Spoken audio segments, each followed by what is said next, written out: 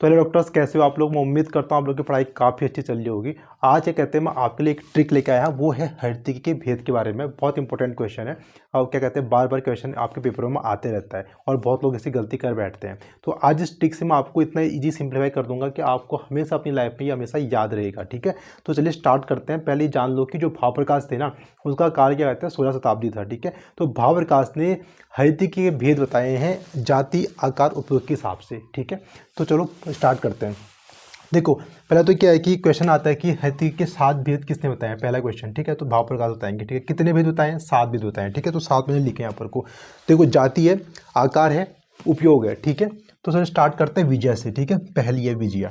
ठीक है, अब आपका आकार क्या है, अलाबु वृत्ता। ठीक है, और उपयोग है सर्वरोगनुत। सर्वरोगनुत मतलब सारे जो बीमारियां होती हैं उसको ठीक करने वाली। तो हम कैसे याद रखते हैं, देखो विजया अलाबू। अलाबू मतलब बाबू, कैसे याद रखेंगे, अलाबू मतलब बाबू।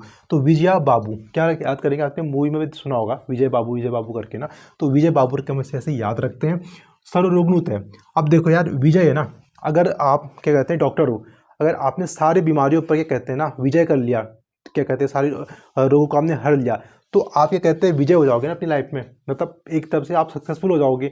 तो अपनी जब आप सारी बीमारियों को दूर कर दोगे तो आप अपनी लाइफ में सक्सेसफुल हो जाओगे, यानी विजय हो जाओगे। तो उसे वैसे याद रखते हैं। ठीक है, तो विजय बाबू और सर्वरोगनुत। ठीक है, दूसरे में आ जाओ रोहिणी।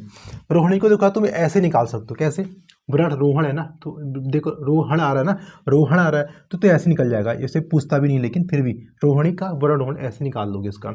अच्छा, वृत्ताकार इसका आकार होता है, इसे कैसे निकालोगे, देखो जो हमारे अल्सर्स होते हैं ना, हमारे बैड सोर हो गया, जैसे मानो कोई भी अल्सर होता है तो ज़्यादातर क्या होते हैं, कॉमनली क्या होते हैं ना हमारे वृत्ताकार के होते हैं, यानी सर्कल के टाइप से होते हैं ना। तो इसलिए हम क्या कहते हैं उसको ऐसे याद रख लेते हैं, रोहिणी जो होता है वृत्ताकार का होता है और ब्राह्मण होने के क्या कहते हैं इसका उपयोग आता है। ठीक है, अच्छा अब आ जाओ पूतना में।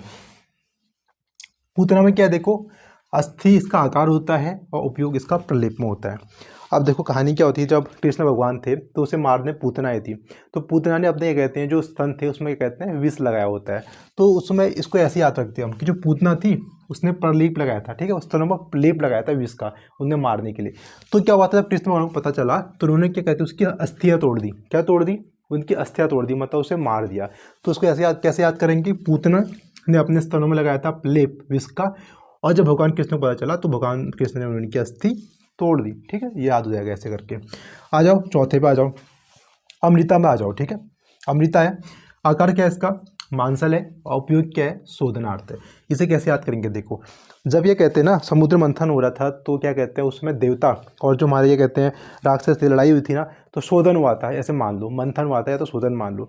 तो उसमें क्या होता है, शोधन से क्या कहते हैं अमृत निकला था, तो इसको ऐसे याद कर लो कि अमृता था, शोधन करने के बाद निकला। ठीक है, अब मानसर कैसे आ सकते हो, तो उसमें ऐसा हुआ था कि जो क्या कहते हैं हमारा अमृत बट रहा होता हो रहा था ना उस समय, तो क्या होता है एक राक्षस, जो देवताओं को जो अमृत बट रहा होता है तो एक राक्षस बीच में आता है चुप चुपके से, तो वो जो क्या कहते हैं जब वो उस अमृत को पीता है तो अमर हो जाता है। ठीक है, तो उसका क्या होता है जब अमृत वो क्या कहते हैं मतलब उसने पिया तो क्या वो एकदम हमेशा के लिए क्या कहते हैं अमर हो गया। अमर हो गया तो बहुत ज़्यादा पावरफुल हो गया ना, तो यदि मांसल हो गया मतलब क्या हुआ उसके मतलब मांसल जो पावरफुल होगा उसकी मांसपेशियाँ बहुत ज़्यादा होंगी, तो उसको मैं ऐसे याद कर लेते हैं। ठीक है, सिंपल सी ट्रिक है। अब आ जाओ अभिया पे आ जाओ, पाँचवें में आ जाओ अभिया। अच्छा अभिया में देखो क्या है, अभिया का है आकार आपका पंचरेखी और उपयोग है अक्षीरोगनुत। ठीक है, अब देखो जिसको भय होगा ना वो क्या कहते हैं अपनी आंखें मिला नहीं पाता है। अब जैसे मान लो कोई सांड कहीं पर दौड़ रहा है, ठीक है, अब तुमको अगर तुम्हें दिख जाए तो तुम कोशिश करोगे क्या मेरी आंखें इससे मिल ना पाए, नहीं तो मुझे मार देगा। ठीक है, तो उसको मैं ऐसे याद कर लेते हैं कि अभिया अक्षीरोगनुत। ठीक है, आंखों के रोग के लिए क्या कहते हैं बेस्ट होती है। पंचरेखी इसको ऐसे याद करना है। पंचरेखी को कैसे याद कर सकते हो, देखो जो हमारी क्या कहते हैं इंद्रियां होती है ना, तो उसमें प्रधान क्या होती है, नयनम प्रधानम होता है ना, तो हमारी आंखें क्या कहते हैं प्रधान होती है, तो उसे यहाँ से निकाल लेना। ठीक है, अक्षी पंचरेखी और अभिया। ठीक है, तो यानी अभिया क्या हो गया आंखों के रोग के लिए होगी और पंचरेखी होगी। ठीक है, तो उसको ऐसे कोरिलेट करके निकाल लेना उसको। आ जाओ सिक्स्थ पे आ जाओ जीवंती।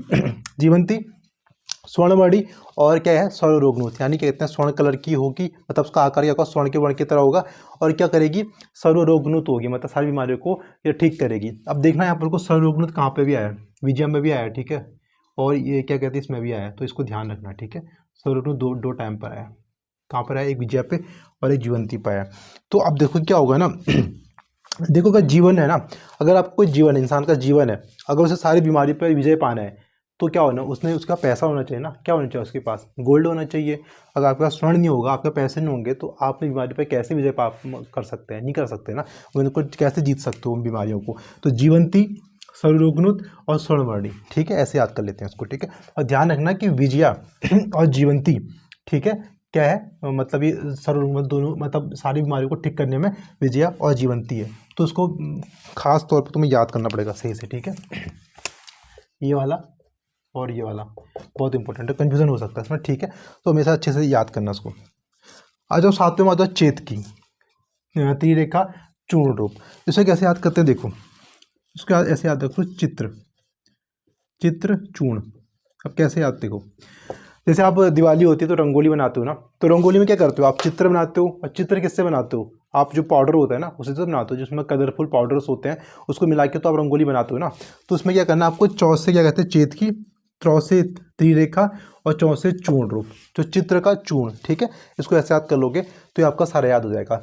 अच्छा, इसमें एक क्वेश्चन ये आता है कि सबसे इंपॉर्टेंट जो मतलब है कि वेद में सबसे भाव प्रकाश जो सात बताए ना, सबसे जो बेस्ट होती है कौन सी होती है, विजया होती है, ठीक है।